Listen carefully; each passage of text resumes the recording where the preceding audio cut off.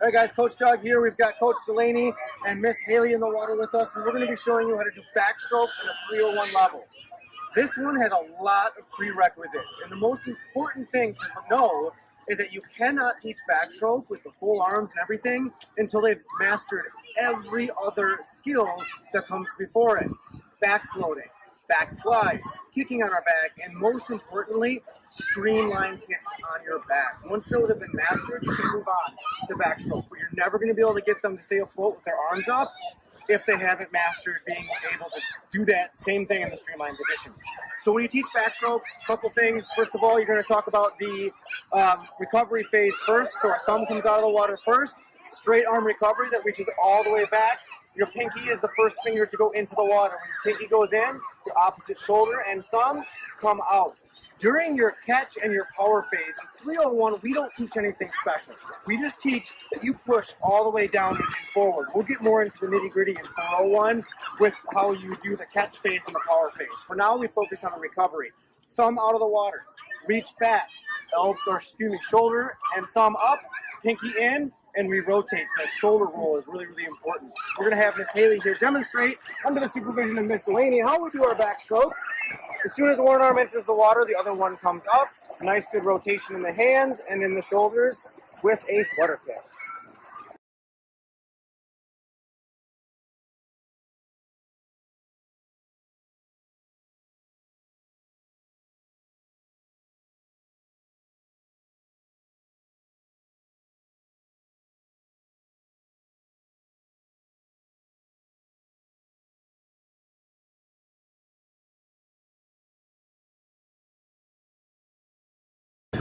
So I do want to talk about backstroke in a 401 too, because what we just learned in a 301 was how to do a straight arm recovery and a straight arm underneath the water. So in 401, we're actually going to add in the catch and the power phase to this. So what will happen is that child will reach their arm all the way back. And once they get their arm into the water, their fingertips are actually going to shift, and they're going to point right towards the wall with a nice bent elbow. The purpose here is that we're catching as much water as we can with our arms. That's why they call it the catch phase. Once we have that water with our arm, all we're going to do is push all the way as close as we can get to our hips and to our toes. That way you're displacing as much of the water as you can, pushing it backwards, so you move forward in the water. So it's really important that we don't push our arms straight all the way down. That pushes the water towards the bottom of the pool. By doing that, it doesn't help you actually go forward. So fingers in, tips to the wall, push all the way back behind us underneath the water. To help with the catch and the power phase for the 401 backstroke, I'm going to teach you a little bit of a trick.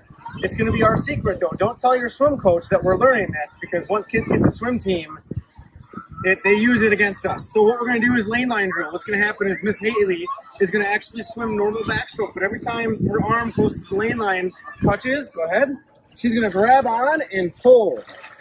Grab and pull all the way across. By doing this, she's actually simulating the exact motion I need her to with that grab and pull. It's that fingertips towards the side and that push all the way down.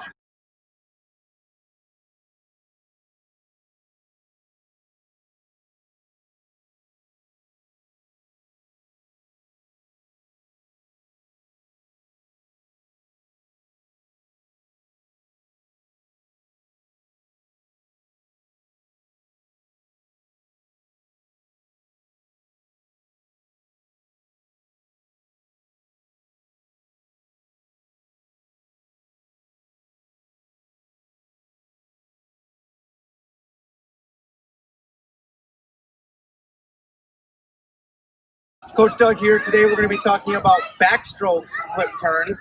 Very, very similar to our freestyle flip turns. Number one thing, safety first. We want to make sure we know where the wall is so we don't hit our head. We have two indicators in the pool to help you figure out where the wall is. If you look at our pool, our first indicator is going to be our flags, which hang either 5 yards or 5 meters from your wall, depending on the length of your pool. And then at the same time where you see the flags, if you look down, you see the lane line. It changes color. It's a solid color between the wall and the flags. Once you hit that 5 yard or meter mark, it turns alternating colors until you get to the next wall. What we're going to have Haley do is figure out how many arm strokes does it take for her to get from the flags to the wall. So Miss Haley's going to go way beyond the flags, which is perfect where she is right now. She's going to swim backstroke all the way in, And as soon as she gets to the flags, you're going to hear her counting. 4, 5, 6. So we counted 6. So we know that it's going to take her 6 strokes to get from the flags to the wall.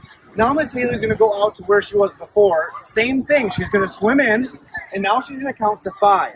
Once she gets to stroke number 5, she's going to turn onto her stomach, do stroke number 6 on her stomach, and do a normal freestyle flip turn. So she'll start counting now.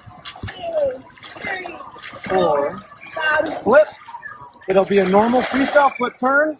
She'll push off and dolphin kick on her back. Once she reaches the surface, she'll continue swimming backstroke.